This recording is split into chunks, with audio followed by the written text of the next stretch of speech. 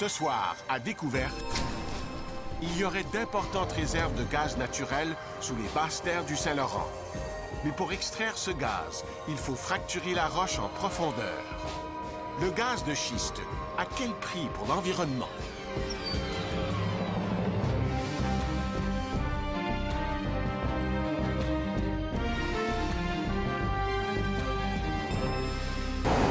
Bonjour, ici Anthony Vallée et bienvenue à AFP Découverte.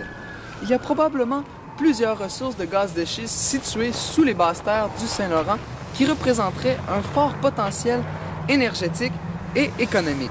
Toutefois, le processus utilisé pour extraire ce gaz a des répercussions inquiétantes au niveau de l'environnement, mais aussi sur la qualité de vie des gens entourant les forages. Donc, ce reportage nous mettra à poser la question: sommes-nous prêts à exploiter ces gaz de schiste au Québec et quel est le prix à payer pour exploiter celui-ci?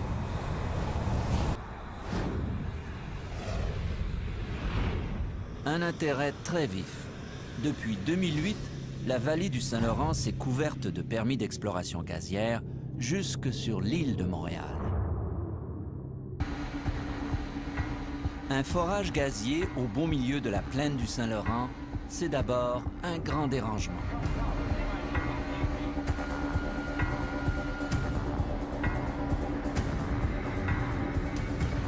Une tour de forage de 8 étages de haut, des machines et des camions qui vont et viennent et font du bruit.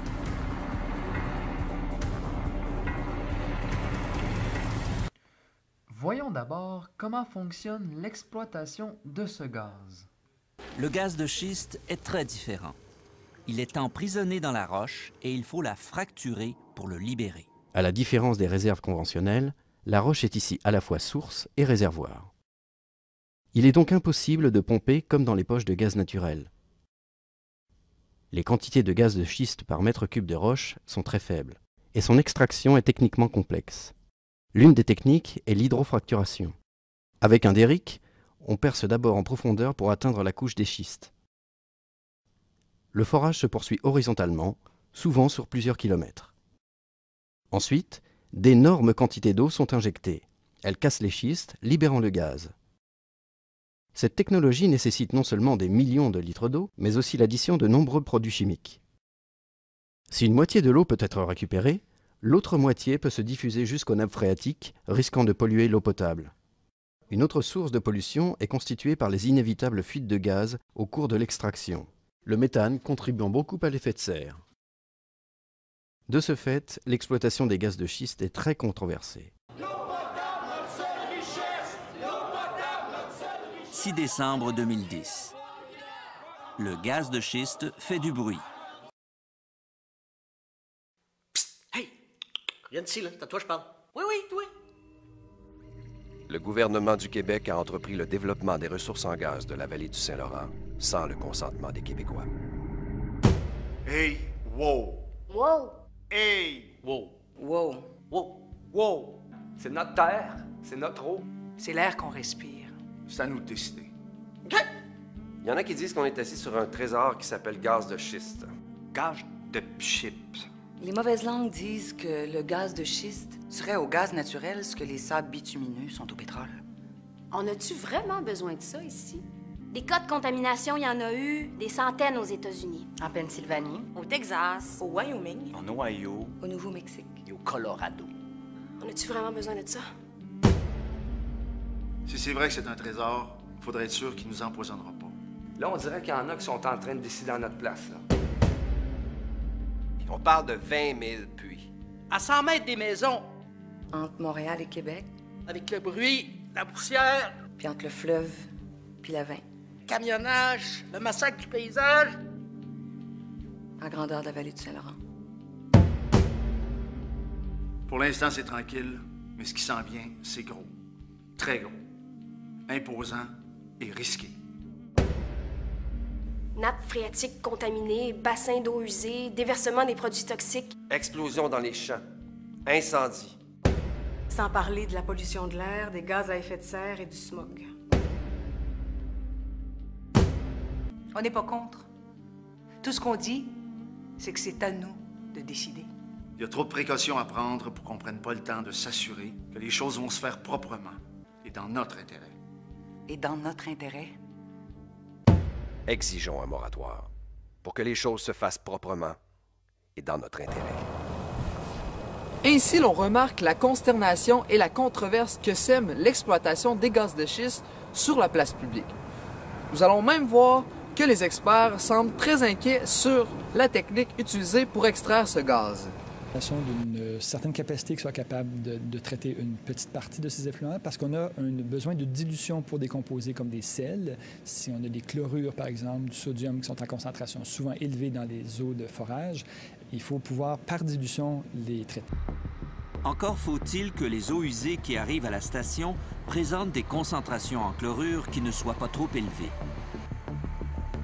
Mais dans cette industrie, les concentrations se comptent souvent en milliers de milligrammes par litre, ce qui est déjà beaucoup. Et de plus, elles sont très variables. Cela dépend notamment de la phase considérée: forage, fracturation ou production. Mais dans la pratique, ces distinctions importent peu. Ce qui compte, c'est la composition des eaux qui arrivent aux stations d'épuration. Là-dessus, l'expérience de la station de Drummondville n'est pas rassurante. Par 2 fois, en 2008 et en 2009, ses responsables ont refusé de traiter les eaux de l'industrie du gaz de schiste parce qu'elles dépassaient les critères que l'usine s'était fixés pour les chlorures. Dans un cas, selon un document que nous avons consulté, elles atteignaient 130 000 mg par litre, soit 4 fois plus que l'eau de mer. Principalement au niveau des autres composés qui sont lentement ou non biodégradables, des composés organiques, et certains métaux. Il y a le barium qui peut se trouver en concentration parfois élevée. Il y a certains radionucléides qui peuvent provenir non pas des liquides de fracturation, mais du milieu naturel, donc du shale lui-même. Donc, comme le shale produit du méthane, il peut y avoir d'autres composés pétroliers et aussi des radionucléides qui peuvent être radioactifs. Le problème, c'est que même à l'état de trace, à quelques parties par milliard, ces contaminants sont toxiques. Auteur d'un rapport déposé au BAP avec ses collègues, Marc-André Legault s'inquiète de ces composés toxiques. Lorsqu'il y a fracturation, l'eau rentre en contact avec ces produits et vu qu'elle est sous grande pression, il y a une tendance à avoir une plus grande dissolution dans l'eau. Et ensuite, lorsque une partie de l'eau qui va remonter, elle va remonter avec ces composés volatiles organiques-là. De toute manière, le Québec aura-t-il la capacité globale de traiter ces eaux usées? Selon le ministère des Affaires municipales, seulement 11 stations d'épuration se qualifieraient, mais on limitera les volumes. Si bien qu'au total, on ne pourra traiter que 100 camions-citernes par jour, ce qui est nettement insuffisant pour les besoins de l'industrie.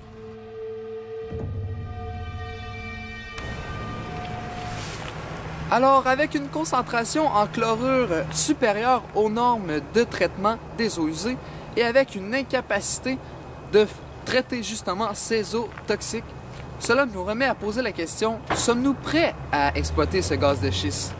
Eh bien, dans ce qui va suivre, vous allez voir que cette exploitation ne fait pas l'unanimité chez les gens entourant le secteur de forage. Je les ai appelés, je leur ai demandé « Que faites-vous ici? » Premièrement, ils m'ont répondu « On parle pas en français. » Fait que là, je leur ai demandé « What are you doing here? » We're looking for some mineral. J'ai pas fait le lien tout de suite. J'ai pas fait le lien encore, tu sais. C'est après ça, quand j'ai vu toutes les affaires arriver, là j'ai dit « Oh non, on est pris avec les gaz de schiste dans notre cour. » Il y avait un vieux dans le bas du fleuve, avec une terre de 30 arpents, un poêle à bois, une charrue neuve, 36 cochons puis 11 enfants. Il s'est levé un bon matin, une cicatrice sur son terrain, les yeux pleins d'eau, il a dit « Calvaire, on est en train de voler ma terre. »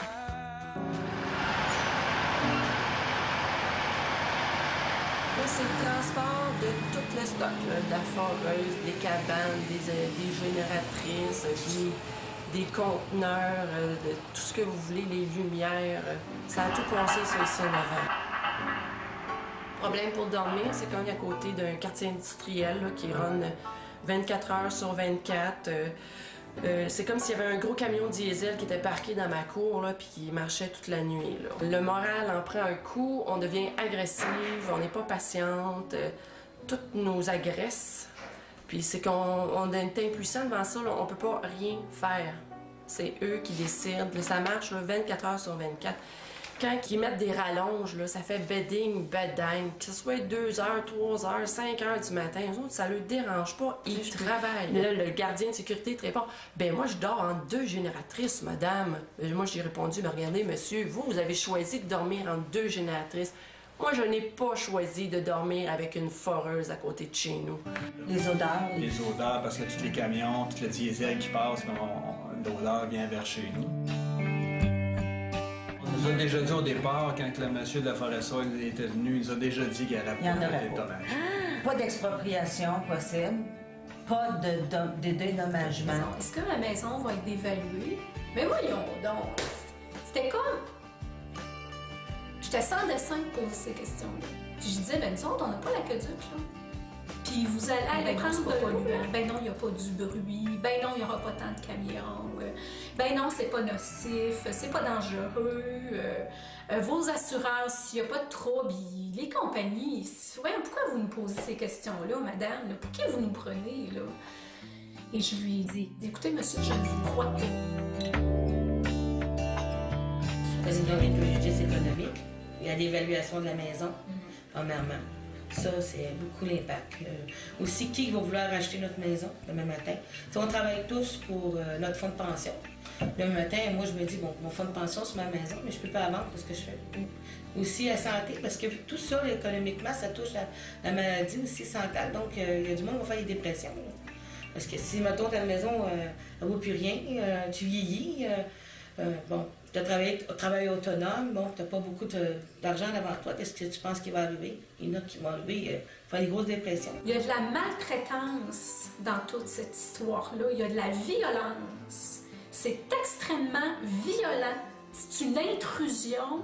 Et on me dit, ferme ta gueule, t'es rien qu'une écologiste, de quoi tu te mêles? C'est le cash qui compte. Je suis en furie. Je suis furieuse de comment je suis traitée là-dedans, de comment la population est traitée. Et je suis très, très, très, très inquiète pour la démocratie parce que, à mon point de vue, Inquiétude, injustice, troubles psychologiques, dévaluation foncière de leur maison. C'est ce qui résume l'état d'âme de ces pauvres citoyens. Ainsi, on comprend que l'exploitation du gaz de schiste ne fait pas le bonheur de la majorité, que ce soit par la technique utilisée pour exploiter ce gaz, ou bien par tous les effets négatifs que peut avoir sur les humains et sur l'environnement cette exploitation. Il va falloir remettre en question, non seulement au Québec, mais partout dans le monde, cette activité économique risquée et pas encore au point. Donc, merci de m'avoir écouté. C'était Anthony Vallée de AFD Découverte et à la prochaine. Avoir ça comme compagnon à côté, là, puis je ne sois pas personne. Les gens ne se rendent pas compte que ça, c'est un puits. C'est un puits. Ça fait du bruit et nous, on l'entend. Ça pue. Tantôt, ça va être des camions qui vont se promener ici par centaines. Sur notre oreiller la nuit, quand il creusait, on avait des vibrations. Quand ça a commencé, on avait juste hâte que ça finisse. Notre univers venait de s'écrouler.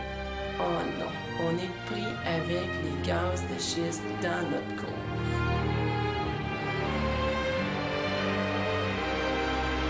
L'odeur de diesel est archi-présente et presque irrespirable. C'est le bruit qu'on entend ce matin. Je ne serais pas capable de passer au travers de ça. S'il débarque.